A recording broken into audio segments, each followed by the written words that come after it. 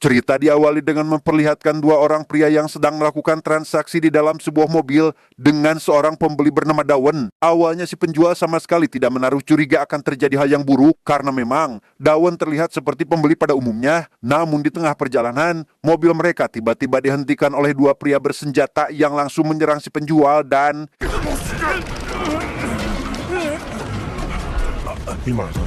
Ya, si penjual akhirnya sadar jika Dawen adalah seorang perampok ulung yang bekerja sama dengan para penjahat, di mana Dawen dengan leluasa merampas seluruh uang miliknya. Yang ketika penjual mencoba untuk melawan, Dawen justru langsung menghabisinya saat itu juga.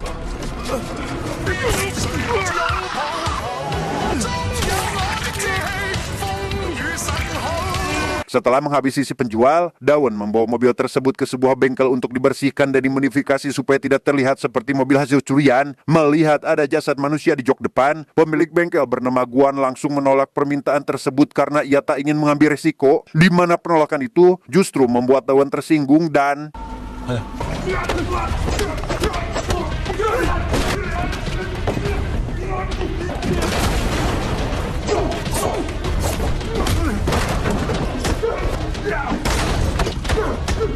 Ya, pertarungan pun tak dapat terhindarkan lagi, yang meski harus bertarung melawan 3 orang penjahat, Guan tetap bertahan dengan memanfaatkan alat yang ada di bengkel. Di saat yang sama, ia juga harus melindungi adiknya yang masih berusia 10 tahun. Yang ketika Guan mencoba untuk melarikan diri bersama sang adik, Dawen berhasil menghadang mereka sampai akhirnya...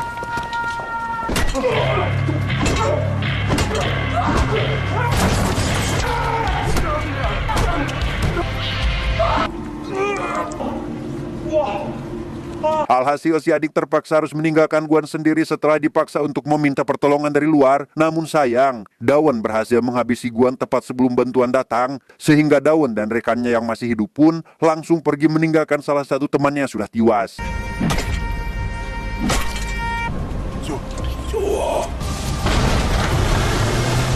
Dan kisah akan berfokus pada seorang kapten kepolisian kota bernama Xiao. Ia dikenal sebagai kapten yang baik, jujur, adil, bertanggung jawab, dan tidak pernah menerima suap, di mana setiap operasi yang ia pimpin akan selalu berakhir dengan kesuksesan. 你哥认识他们吗？那是杀人犯，我们怎么可能认识？第一案发现场应该在梅林路。 没记错的话， Atas laporan dari adik Guan bernama Lin, Xiao dan rekan-rekan polisinya langsung mendatangi bengkel milik Guan. Melihat dua orang korban dengan mata yang sudah ditusuk menggunakan pensil, Xiao mulai sadar jika pelaku memiliki pola pembunuhan yang khas. Bukan tanpa alasan, karena Guan sering menemukan korban dengan luka yang sama. 第2名死者是修车行的老板，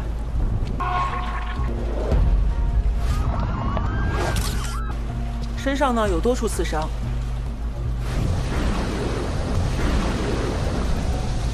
Setelah itu Xiao meminta keterangan langsung kepada Lin. Karena ia merupakan satu-satunya saksi, ia memastikan apakah Lin atau Guan mengenali para pelaku atau tidak. Karena memang di sepanjang jalan ini terdapat 2 bengkel, namun pelaku justru memilih bengkel milik Guan. Lin yang merasa dituduh bersekongkol pun langsung mengamuk karena tidak terima dan menegaskan kembali jika kakaknya adalah orang yang baik. 他们为什么会直接到你们这儿来呢？ 我可不知道那是脏手，不知道那是杀人犯，我可是好人，我可是好人，他是好人。 7 tahun kemudian, Kapten Xiao dan timnya masih belum berhasil menangkap Dawen. Selama itu pula, mereka tak pernah menemukan lagi kasus pembunuhan dengan luka di kedua mata korbannya. Sementara Lin, adik dari mendiang Guan, kini telah tumbuh besar di bawah pengawasan Kapten Xiao dan hampir setiap hari menanyakan perkembangan kasus yang menimpa kakaknya di masa lalu. 没有新线索。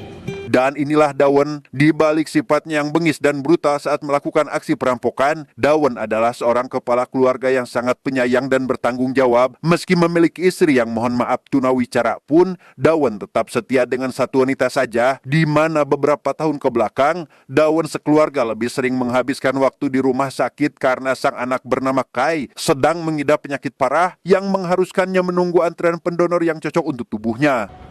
今天晚上手术，所以 Saat penantian panjang yaitu menemukan pendonor yang cocok, dokter justru menyampaikan kabar buruk jika donor tersebut akan diberikan kepada pasien lain yang dianggap lebih darurat. Mendengar hal itu, Dawen tentu sangat marah. Ditambah saat tahu jika pasien itu anak dari seorang penguasa kaya raya yang menyogok agar tidak harus mengantri.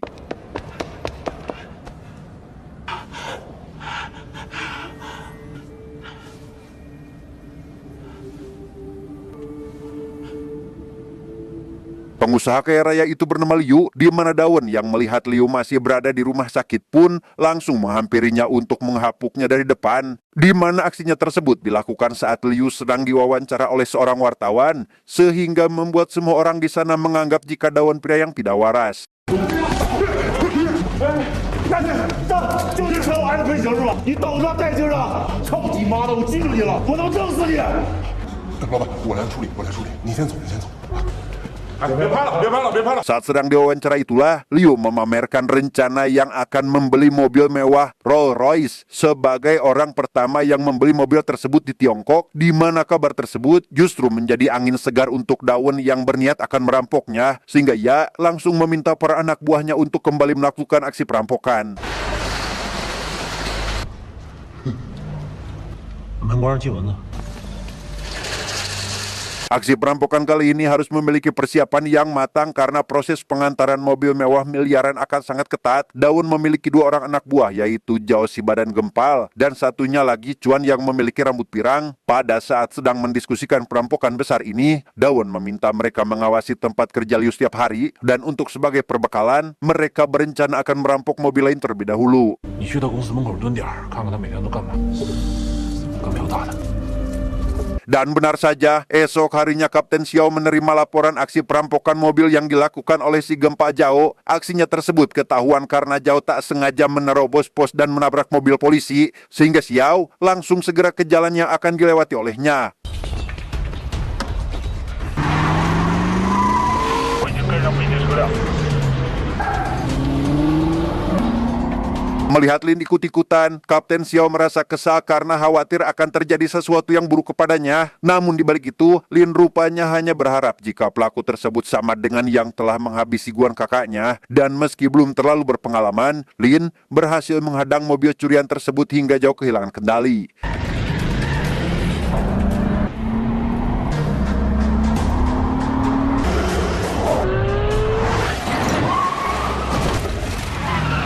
Alhasil mobil curian tersebut pun berhasil diamankan, namun Zhao melarikan diri. Setelah kondisi mulai aman, Xiao memarahi Lin karena dianggap mengganggu tugas resmi kepolisian. Namun Lin tetap membela diri jika dirinya berhasil menggagalkan aksi perampokan tersebut. 那不是我的话，跑得更快。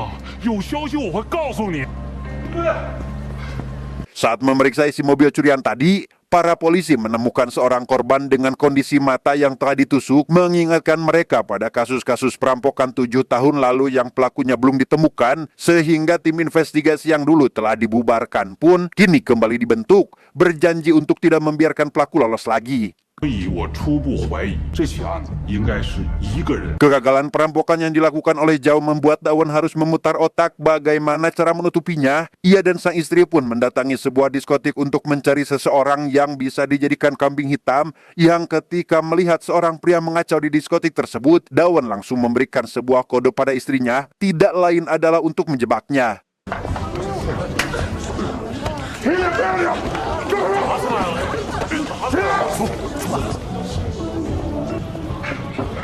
放开我！ Istri Dawen pun menghampiri si pria pengacau dan mengajaknya ke sebuah kamar. Yang tak lama, datanglah Dawen dan langsung menghabisi pria tersebut. Ia juga melemparkan pensil untuk sebagai petunjuk pihak kepolisian jika pria itulah yang menghabisi para korban dengan menusuk matanya, kemudian membocorkan kompor gas agar kematiannya terlihat seperti kecelakaan.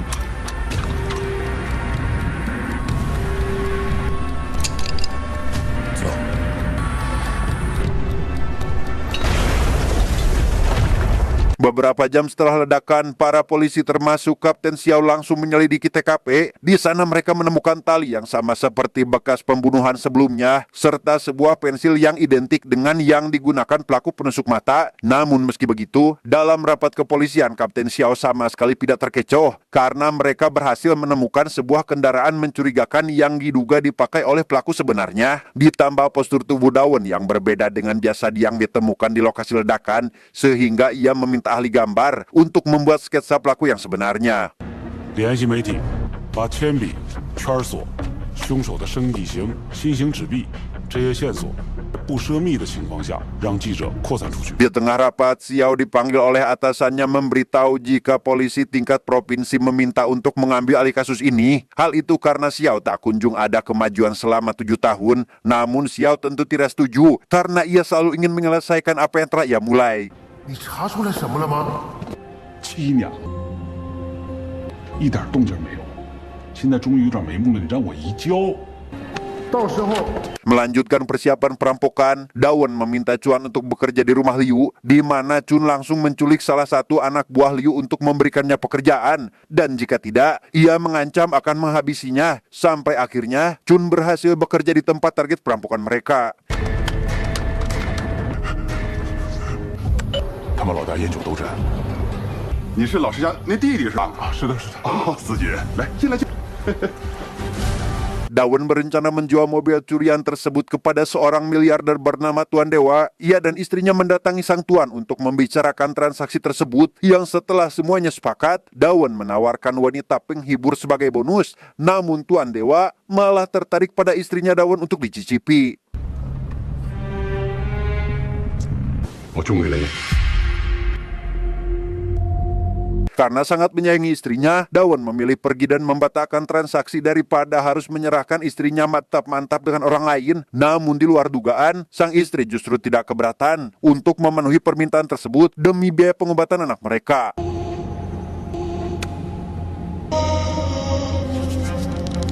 Dawen yang sedang menunggu sang istri pun membeli roti ke sebuah warung dengan uang yang dilipat. Ia juga menerima panggilan dari anaknya yang mengatakan bahwa ia sangat merindukan ayah dan ibunya. Di mana bibi yang menjaga Kai juga memberitahu jika rumah sakit meminta tambahan biaya sebesar 20.000 yuan. 又得2万，不是银行天天2万2万的。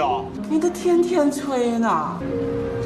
Mendengar semua itu membuat Dawen merasa kesal dengan pihak rumah sakit yang hanya meminta uang saja tanpa mengusahakan donor untuk sang anak. Hingga setelah sang istri kembali ke dalam mobil dan mengetahui tentang biaya tambahan untuk Kai, ia pun menyarankan Dawen untuk mencuri mobil, bahkan akan membantunya. Sementara Dawen dan istrinya sedang menyiapkan aksi pencurian lagi, Kapten Xiao menemui Lin ke bengkel untuk mengajaknya makan bersama. Saat sedang makan itulah, Lin memberitahu jika ia mengetahui seorang penadah mobil yang sangat terkenal. Curiga jika penadah pernah berhubungan langsung dengan Dawen atau pelaku yang selalu merampok mobil, Xiao pun meminta Lin mengantarkannya ke si penadah itu.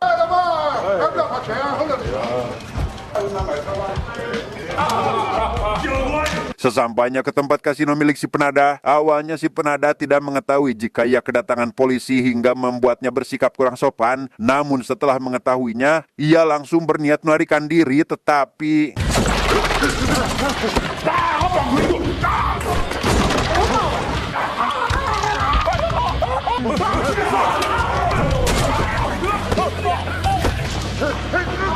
Alhasil si penadah menceritakan tentang seorang penjual mobil yang mencurigakan. Bagaimana tidak, Dawen datang menawarkan mobil bekas yang dipenuhi darah dan pintu yang hampir copot, sehingga si penadah sangat yakin jika mobil tersebut adalah hasil menghabisi pemiliknya. Dan dari sanalah Kapten Xiao mengetahui tentang Dawen. 小沈，大文哥，大文哥长什么样？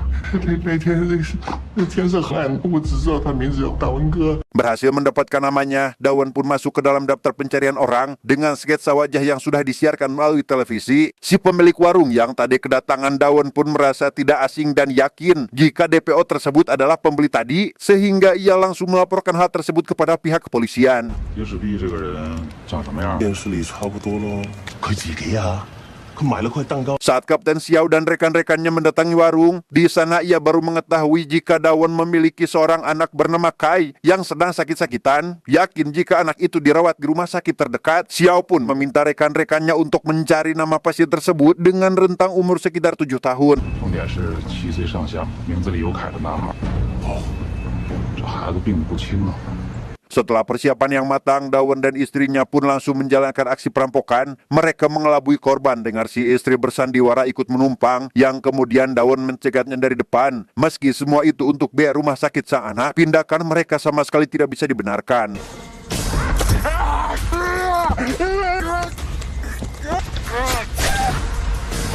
Si korban atau pemilik mobil yang sedang dalam keadaan sekarat pun segera dipindahkan ke bagian belakang mobil. Yang di tengah perjalanan, Dawon mendengar siaran radio tentang dirinya yang sudah dalam pencarian pihak kepolisian tanpa sadar jika korban pemilik mobil rupanya masih hidup dan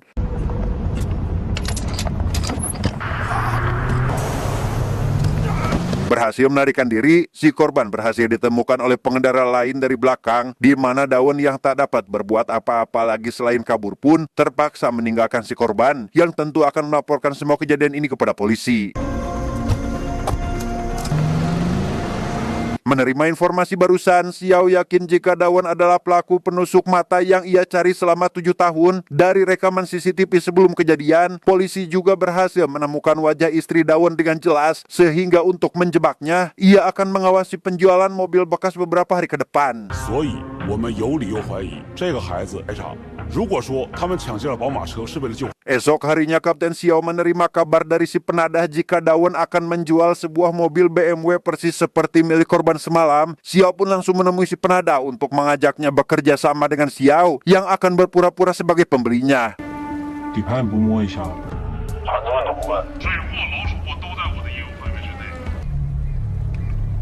Saat keduanya sudah sepakat, Dawon mempercayakan transaksi kepada si Kempa Jao yang saat hari transaksi mobil tiba, Jao yang sebelumnya pernah bertengkar pun langsung mengenali Kapten Xiao dan sadar jika semua ini adalah jebakan kepolisian sehingga...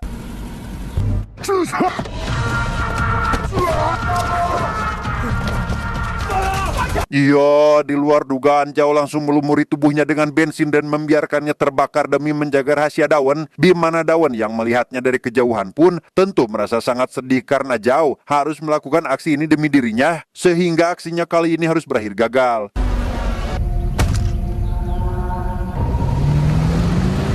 Bukan hanya itu, Dawon kembali mendapat masalah saat istrinya sudah diculik oleh Tuan Dewa. Hal tersebut karena istri Dawon sudah terekam CCTV sehingga Tuan Dewa khawatir mobil yang ia terima dikenali sebagai hasil pencurian, yang meski Dawon sudah memastikan semuanya akan berjalan mulus, Tuan Dewa tetap tidak menyetujuinya sehingga... 把他开到。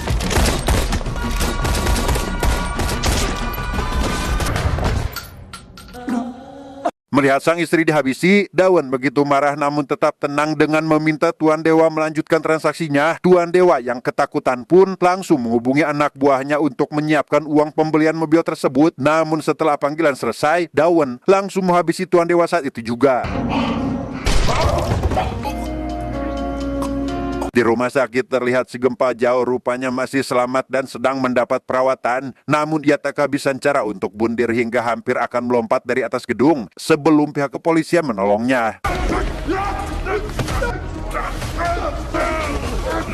Setelah dipastikan aman dengan mengikatnya, Jao tak henti-hentinya mengamuk agar dilepaskan. Di tengah mengamuknya itulah, ia justru tak sadar telah terpancing pertanyaan Kapten Xiao dan membocorkan rencana Dawon, sehingga Xiao kembali mengadakan penyelidikan terkait siapa yang akan membeli mobil tersebut. 虽然我们还不知道他们如何实施犯罪，但是范围已经缩小。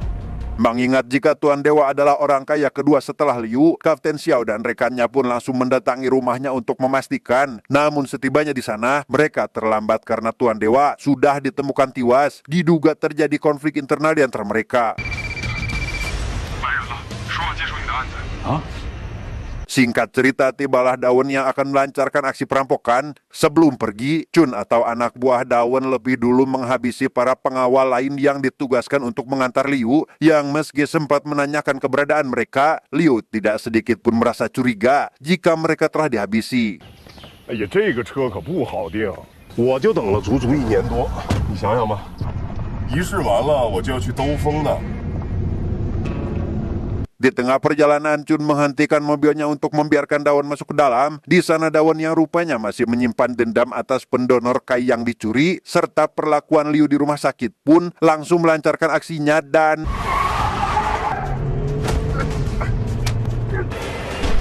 Setelah berhasil menghabisi Liu, Dawan mampir ke bengkel untuk memperbaiki ban mobilnya terlebih dahulu. Yang setibanya di sana, pemilik bengkel tidak memiliki ban yang dibutuhkan oleh mobil itu. Mengingat jika temannya memiliki bengkel yang sangat komplit, ia pun rupanya menghubungi Lin, meminta datang dan membawa ban dengan tipe yang sama. 二叔，老大安快点。 Awalnya Lin belum sadar jika pelanggannya kali ini adalah orang yang ia cari selama ini. Dawan juga lupa jika ia datang ke daerah dekat bengkel yang 7 tahun lalu membuat seorang adik kehilangan kakaknya, yang setelah pemasangan ban selesai, Lin yang akhirnya menyadarinya pun langsung mencegah Dawan untuk pergi, tetapi...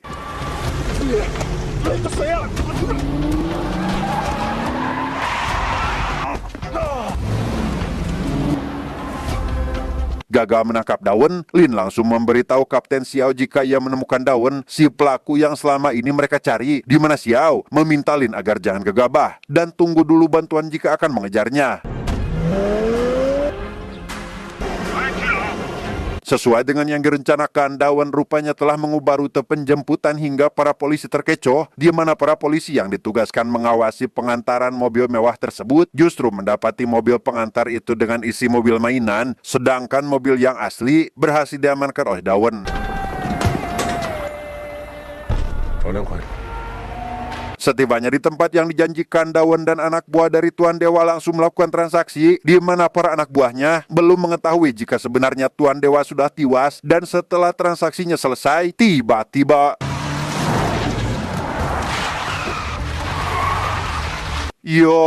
Lin datang disusul dengan kedatangan Kapten Xiao. Mereka semua akhirnya terlibat aksi pertarungan sengit dan...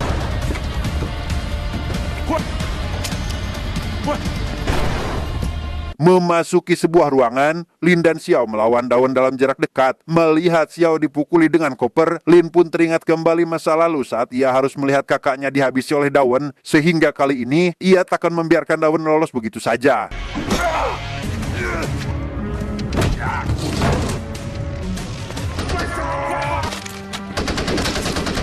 Alhasil Lin dan Xiao berhasil menahan Dawan sebelum bantuan dari kepolisian tiba. Dawan pun diadili sesuai dengan kesalahannya, di mana alasan mengapa ia selalu menusuk mata korbannya adalah karena ia tak suka dengan tatapan jasad yang seolah meremehkannya. Tamat.